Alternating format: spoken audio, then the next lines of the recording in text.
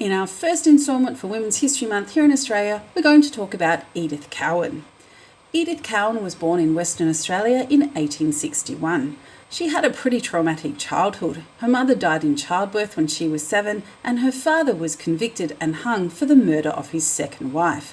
This made Edith a pretty solitary person, but she was fiercely intelligent and determined to do something with her life.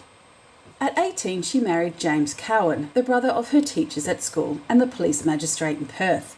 They had 4 daughters and a son together. James's position gave the family permanent social and economic security, and Edith gained wider insight into Western Australian society's social problems. Edith began using her position to influence and advocate for social reforms that enhanced women's dignity and secured proper care for mothers and children. She was instrumental in the establishment of Perth's King Edward Memorial Hospital and Australia's civil rights movement. In 1920, Australia changed its legislation to allow women to stand for Parliament. Edith Cowan narrowly defeated her competitors to become the first woman to sit in federal Parliament.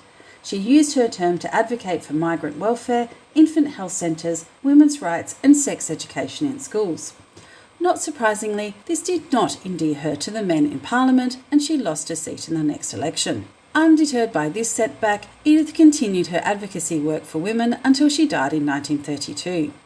Today her efforts are memorialised at Kings Park in Perth. She also has Edith Cowan University named after her, and her face appears on the $50 note.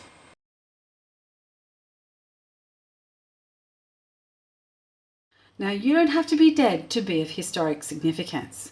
For our arts component of Women's History Month this week, we have author and illustrator Sally Rippin. Sally has written over 100 books for children and young adults, many of them award-winning. Her books are beloved across the world and have sold more than 10 million copies in 18 countries. Now, that alone would make her a worthy contender for Women's History Month. But Sally is also the Australian Children's Laureate for the 2024-25 period. This means she travels around the country talking about why we should share stories and support children who might struggle to read.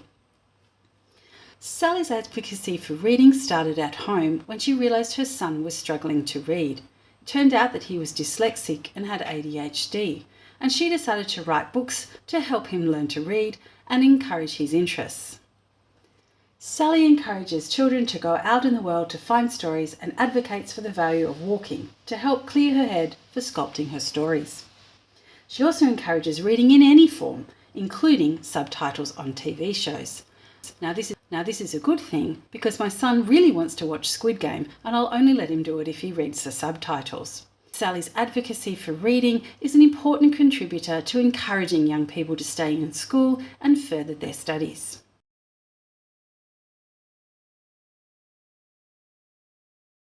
Today for Women's History Month, we turn to sport.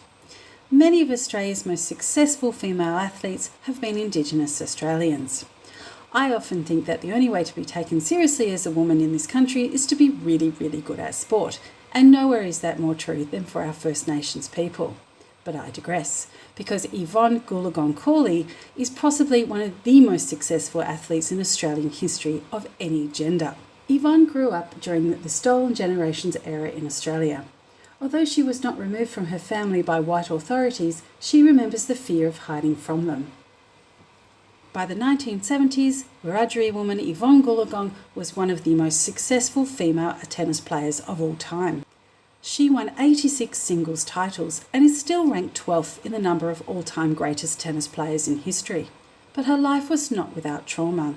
Her manager, Victor Edwards, acted inappropriately and proved very controlling of her, and especially when she met her husband, tennis player Roger Cawley. After her retirement in 1983, Evonne began advocacy work to help other Aboriginal children use sport to stay in school and further their educations. Over the next decades, Evonne Goolagong became a revered figure in Australian sport. Then in 2022, Ash Barty, a Ngarigo woman, became the first Australian woman to win the Australian Open in 44 years. The last was Evonne Goolagong Cawley. That day, Evonne surprised Ash by presenting her with the championship trophy, and you can see the incredible bond between the two women. It remains one of the greatest moments in Australian sporting history.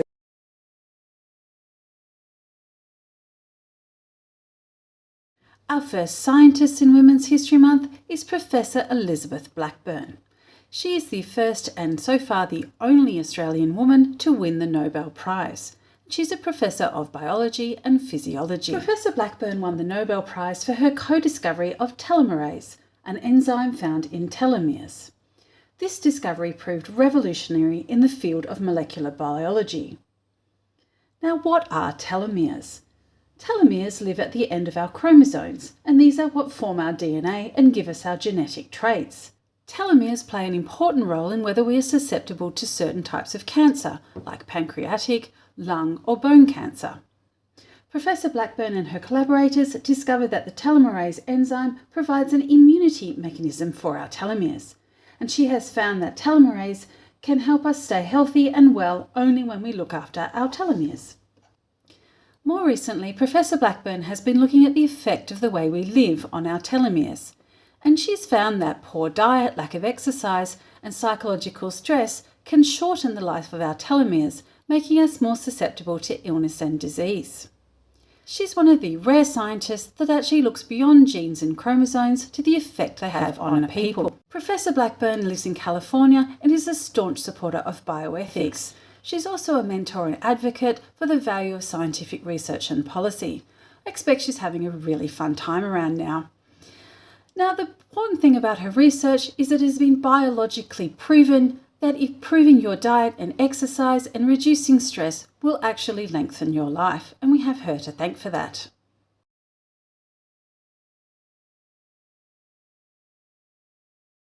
In Australia, it is compulsory for every person over the age of 18 to vote. This is a concept called suffrage, and for a long time, well into the 20th century in many cases, women were not allowed to vote. In Australia, we have Vida Goldstein, who's today's representative in Women's History Month, to thank for having this right.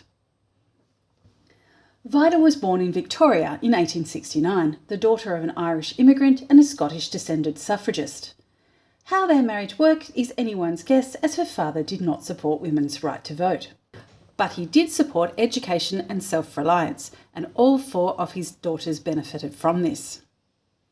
When money grew tight in the 1890 Depression, Vida and her sisters ran a school to make ends meet. Vida's mother led her into the struggle for women's rights that eventually consumed her entire life. Vida became a popular public speaker, and her persistent lobbying on equal property rights, birth control, and raising the age of marriage consent, among many other issues, helped in the effort to win the right to vote for Australian women in 1902. But it still took until 1908 for her effort to succeed in her home state, Victoria. She then ran unsuccessfully for Parliament several times, campaigning on fiercely independent and strong left-wing platforms that alienated her from her conservative Victorian electorate. Throughout World War I, Vida was an ardent pacifist and strongly against the use of conscription. She never married, and in her later years turned her efforts towards the Christian Science church she helped found. For a long time, Vida's efforts were forgotten. Then in the 1970s, with the rise of second-wave feminism, Vida became an inspiration for her advocacy for equal women's rights. Today, the Victorian electorate of Goldstein is named after her.